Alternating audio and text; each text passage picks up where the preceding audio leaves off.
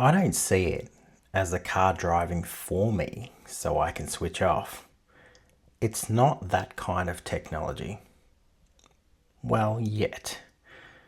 I still have my hands near the wheel, my eyes on the road, and my awareness dialed in.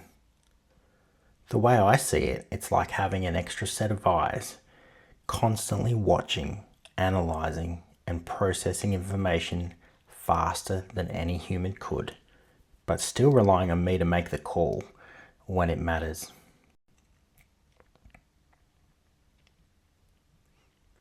Hello, it's John from Coastal Vibes, and welcome back to another video.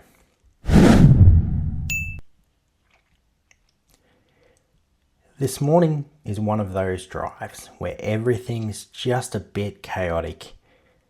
Heavy rain, dodging trucks, and dealing with those unpredictable drivers you always get in peak hour traffic over Melbourne's Westgate Bridge. But what makes this drive different is that I wasn't doing it alone. Tesla's full self-driving Supervise, of course, was handling the stop-start traffic and speed control while I stayed focused, ready to take over at any moment. And honestly, that's one of the biggest advantages. It smooths out all those constant micro adjustments that make city driving mentally draining. I can achieve safer driving because it reduces the mental load, which means I can stay hyper-vigilant for longer. It helps combat fatigue by taking care of the repetitive stuff, so my attention stays sharp where it really matters. I don't see it as a car driving for me so I can switch off. It's not that kind of technology. Well, not yet anyway. Hopefully one day soon. The way I see it, it's like having an extra set of eyes, constantly watching, analysing, and processing information faster than any human could, but still relying on me to make the call when it matters. And that's the part people often don't understand, especially those who have never tried it, or who just see it as self-driving, like I can take a nap or play on my phone or something. The funny thing is, people actually ask me now, so do you even drive anymore? Usually with that tone, like I'm cheating or something. It's not about giving up control, it's about sharing it, letting the system handle the routine so you can focus on the bigger picture. There's a strange kind of trust that builds over time after using this for a while. You start to notice how it handles things like rain, traffic, merging lanes, even how it reacts to the car braking suddenly ahead. But that trust doesn't mean you stop paying attention. It's more like teamwork, where human awareness and machine intelligence work together. Of course, it's not flawless. There are things it does brilliantly.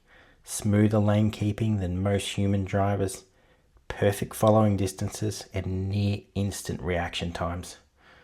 But sometimes it hesitates when confidence is needed, like when it doesn't accelerate up to the max speed.